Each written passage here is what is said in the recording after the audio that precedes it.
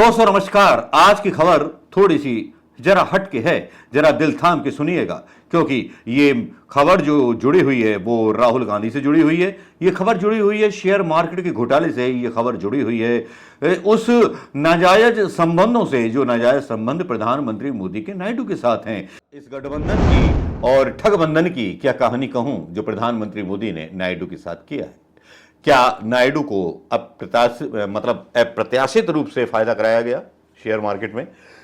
क्योंकि यहां एक रिपोर्ट आई है एनडीटीवी की, जो मैं आपसे शेयर करना चाहूंगा। Wealth of Chandrababu Naidu wife zooms ₹535 crore in 5 days, 535 crore रुपए 5 दिन में कमा लिए हैं। सन गेन 237 करोड़ रुपया। ये रिपोर्ट आई है एनडीटीवी के माध्यम से। मैं कोई अपने पेट से इस बात को नहीं बना रहा। अपनी बीवी के साथ उनकी एक company founded by Chandrababu Naidu has made significant gains after his party TDP परफॉर्med well in the Lok Sabha and Andhra Assembly election. The shares of Heritage Food have jumped up 55% in the last 5 days, leading to rise of 579 crore for Mr. Naidu's wife Nara Bhaneshwari, who is promoter in the company. The stock was trading in 424 on June 3rd. Hours before the election results were announced today, the Heritage Food share का जो rate है वो चल रहा है ₹661.25। चंद्रबाबू नायडू की heritage food in 1992 में establish हुई थी और इसकी कई सारी जो फ्रेंचाइजी है, dairy and renewable energy, currently Heritage milk and milk product have a market presence in Andhra Pradesh, Telangana, Karnataka, Kerala, Tamil Nadu, Maharashtra, Odisha, NCR, Delhi, Haryana, Rajasthan, Uttarakhand and Uttar Pradesh. इससे पहले शेयर स्कैम के बारे में जांच की मांग कर चुके हैं राहुल गांधी। तो क्या अमित शाह साहब ने टिप दी थी, जैसा कि राहुल गांधी दावा कर रहे हैं? क्या कहीं से टिप मिली थी कि शेयर मार्केट में इतना बड़ा होने वाला और 5 दिन के अंदर इतनी बड़ी दौलत कमा ली? क्या यही है गठबंधन का आधार? लेकिन राहुल गांधी ने क्या बोला था जरा, और क्या रिपोर्ट थी मेरी, जो मैं डालने वाला था लेकिन डाल नहीं पाया था, लेकिन वो रिपोर्ट सुन लीजिए कि राहुल गांधी ने शेयर स्कैम पर क्या बोला था। राहुल गांधी ने जैसे सांप की पूंछ पर पैर रख दिया, और सांप जो था बिलबिला रहा था, काट भी नहीं सकता था क्योंकि दांत जो जहर के थे वो झड़ चुके थे, क्योंकि बहुमत पूरा नहीं मिला था। मीडिया कुलबुला रही थी, बिलबिला रही थी, क्योंकि राहुल गांधी ने एक ऐसे स्कैम को खोला जो स्कैम सबने सामने देखा।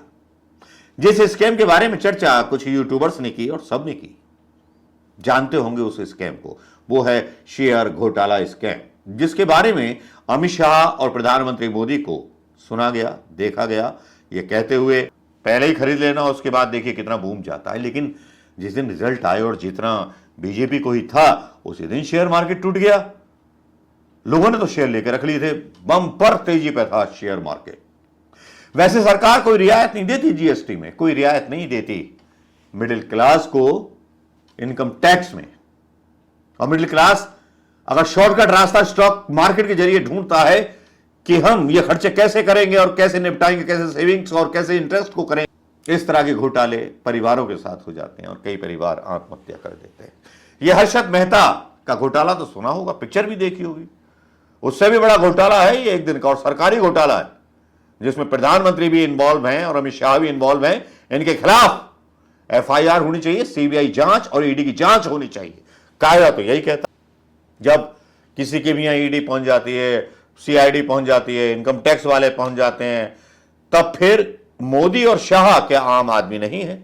क्या वो जवाबदेह नहीं है अपने उस बयान के लिए जो जिम्मेवार पद पर रहते हुए चुनाव के दौरान इन्होंने कहा? और शेयर मार्केट में बहुत सारे लोगों का पैसा तबाह हो गया। राहुल गांधी ने उसी बात को लेकर के ट्वीट किया, इंटरव्यू भी किया। प्रधानमंत्री, गृह मंत्री उनके लिए काम कर रहे हैं।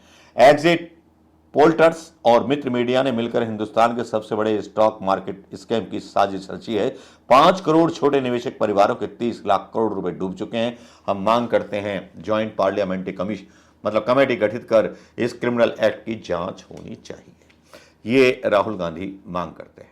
राहुल गांधी ने जो भी बोला और स्कैम के बारे में जो बोला था, और ये सबने देखी थी प्रेस कॉन्फ्रेंस। इस प्रेस कॉन्फ्रेंस के दौरान जो था एक कंट्रोवर्सी भी खड़ी हुई थी, जिसमें आज तक की पत्रकार मौसमी सिंह सवाल पूछ रही थी राहुल गांधी से कि भाई जेपीसी की जांच आप करोगे तो इसमें मतलब संसद का टाइम जाएगा और संसद बंद कर दी जाएगी, जनता का पैसा लगा हुआ है। जो आमतौर पे ये मतलब मांग अगर कांग्रेस की तरफ से उठाई जाती, विपक्ष की दलों के द्वारा उठाई जाती, तो बीजेपी भी यही सवाल करती। तो बीजेपी की तरह सवाल कर रही थी मौसमी। उन पर आज काफी विवाद रहा सोशल मीडिया पर। काफी लोग उनके पक्ष में थे, काफी लोग जो थे उनसे भी सवाल कर रहे थे कि वो बीजेपी के सवाल यहाँ क्यों कर रहे थे। अभी तो संसद सत्र चालू भी नहीं हुआ है, सरकार भी नहीं बनी है, तो इस सवाल का लेने का मतलब क्या था। लेकिन हालांकि वो एम्प्लॉय है मौसमी सिंह, लेकिन मौसमी सिंह ने मतलब जो थी एक एरोगेंस दिखाया वहां पर।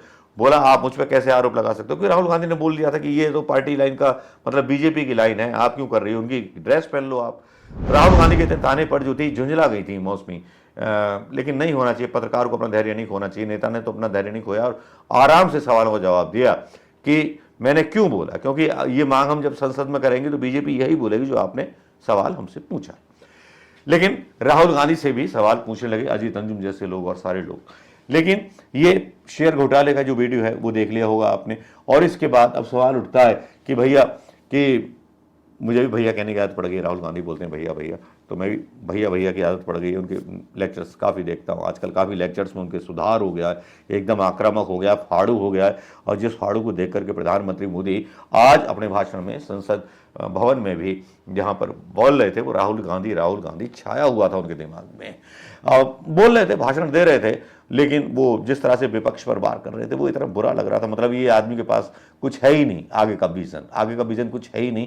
केवल कांग्रेस को बदनाम करके ही या कांग्रेस के मतलब कंधे पर सर रख कर ही ये आदमी चढ़ सकता है। वो भाषण डालने की यहाँ जरूरत नहीं है और ऐसे भाषण में डालना भी नहीं चाहता। लेकिन ये बात तो तय हुई कि शेयर मार्केट में घोटाला हुआ, और इसके तार अगर जुड़ रहे हैं तो 5 दिन में जो इनकम हुई है, क्या ये इनडायरेक्ट रिश्वत दी गई चंद्रबाबू नायडू को टिप दे करके कि शेयर मार्केट बढ़ने वाला और 5 दिन में इतने पैसे कमा लिए।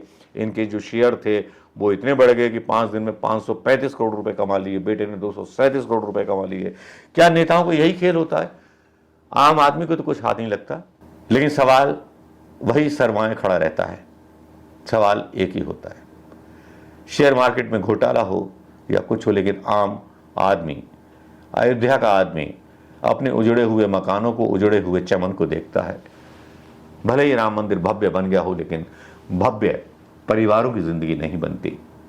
उत्तर प्रदेश में हिंदू राज जरूर आ गया हो, भगवा राज जरूर आ गया हो, लेकिन हिंदुओं के लिए यहां कुछ भी फ्री नहीं है। आज कई सारी बातें बोल रहे थे प्रधानमंत्री मोदी अपने भाषण में, लेकिन क्रेडिबिलिटी तो खो दी थी। क्योंकि क्रेडिबिलिटी पहले अपनी जुबान से खोई, और उसके बाद जिन लोगों के साथ गठबंधन कर रहे थे, हिंदुओं को भी बुरा लग रहा होगा कैसे लोगों के साथ गठबंधन कर रहे हो, जिनके बारे में कल तक बुराई करते थे, कहते थे गठबंधन की सरकारें बोझ होती हैं।